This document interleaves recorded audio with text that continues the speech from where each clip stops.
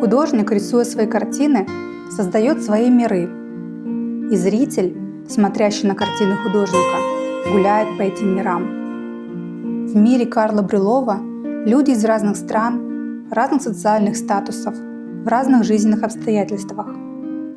Мир Брюлова красив и эстетичен, чопорно скучноват, но жизненно честен. Он пугающе трагичный, глубоко религиозный и впечатляюще настоящий. Расскажу, как я оказалась в мире Брюлова много-много лет назад и почему теперь ухожу. «Всадница» – одна из самых известных картин Брюлова. На ней две девочки-итальянки – Джованнина и Амацилия Паччини, воспитанницы графини Юлии Самойловой. Но для меня эта картина не про сюжет, задуманный автором, не про Милан в 1832 году, не про историю искусства. Она про детство, про лето у бабушки в Крыму, про дедушкиных лошадей, аромат яблок ранним утром и свежий хлеб. Репродукция картины висела в летней кухне частного дома. Не пейзаж и не натюрморт, а именно жанровая сцена. Итальянская аристократка на лошади, маленькая девочка на крыльце и две собаки. Репродукция картины русского художника XIX века, нарисованной в чужой стране и для другого мира, висит в деревенском доме в Крыму, окруженная степями Пресевашья, огородами и фермами. Там нет театров, картинных галерей, и культурная жизнь живет по расписанию в единственном на весь поселок Доме культуры.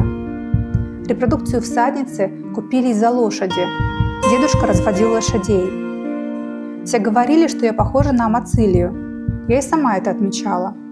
Много лет я видела себя в этой девочке, которая смотрит на мир как бы со стороны, не участвуя в нем. Мне правда было интересно наблюдать. Картина «Всадница» настолько популярна, что увидеть ее можно даже в продуктовом магазине.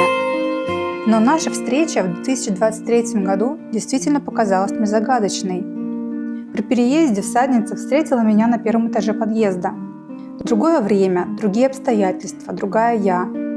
Изо дня в день, проходя мимо этой картины, я вдруг поняла, я больше не вижу себя в этой маленькой девочке.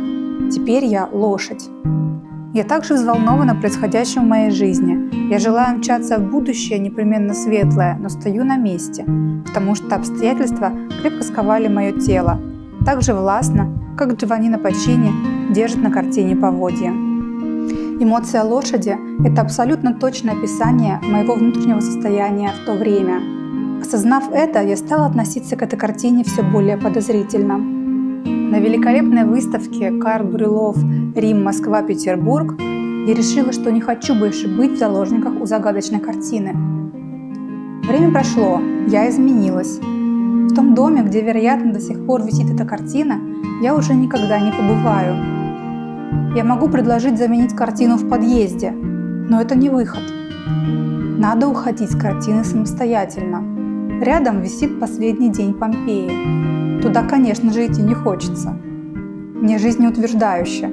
Сердце, знаете ли, всегда надеется на лучшее завтра. В мире Брюлова я не нашла себе новую картину. Я ушла из него навсегда, тем самым попрощавшись с прошлым.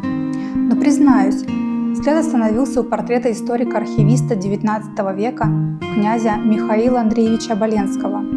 Его парчово-боярский кафтан почему-то напомнил мне китайский народный костюм. Это, видимо, какие-то личные ассоциации. Сейчас Китай занимает всю мою голову. Мне кажется, что искусство не выбирает эпоху или географию. Оно выбирает человека, с которым говорит. И совершенно непонятно, где связь между итальянской аристократкой и простой русской кудрявой девочкой. Но в отдельной жизни отдельного человека этот культурный импульс может стать зеркалом или даже в каком-то плане компасом.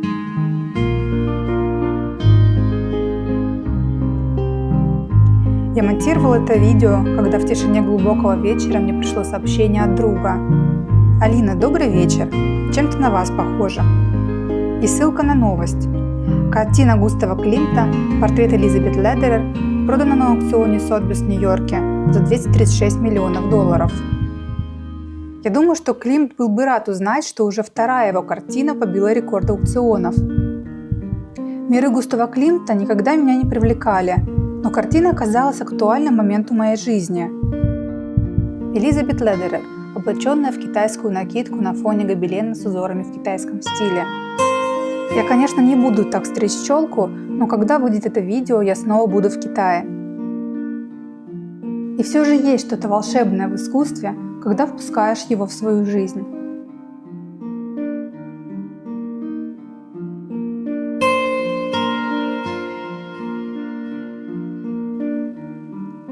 Ассоциировать себя с героинями картин, не изучив их биографию, довольно смело, скажете вы. Но я не ассоциирую себя с реальными героинями картин. Я отталкиваюсь от образа.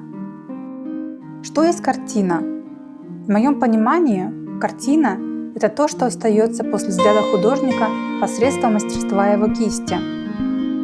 Художник реальных людей видит по-своему. Он творит образ. А дальше этот образ живет своей жизнью, а прототип своей.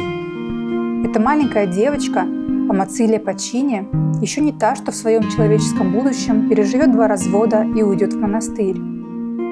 Юная Джованнина не та, что поругается с приемной матерью из-за наследства и до конца своих дней не будет с ней общаться. А дочь австрийского промышленника, еврейка Элизабет Ледерер, еще не подделала свидетельство о рождении, чтобы стать дочерью художника-арийца Густава Климта и остаться в оккупированной нацистами Вене. Так образы на картинах остаются жить своей жизнью, а их прототипы, реальные люди в реальных обстоятельствах судьбы и эпохи, совершают свои человеческие выборы и поступки. Я ловлю культурные импульсы от образов, смотрю, как в моменте они отражаются в моей жизни. Так я чувствую искусство.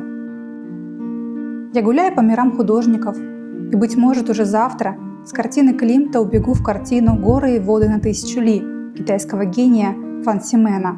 И там, на 12 метрах свитка, в тишине китайских гор, буду слушать мудрость китайских рек. И это будет мой монастырь, мой выбор и моя жизнь.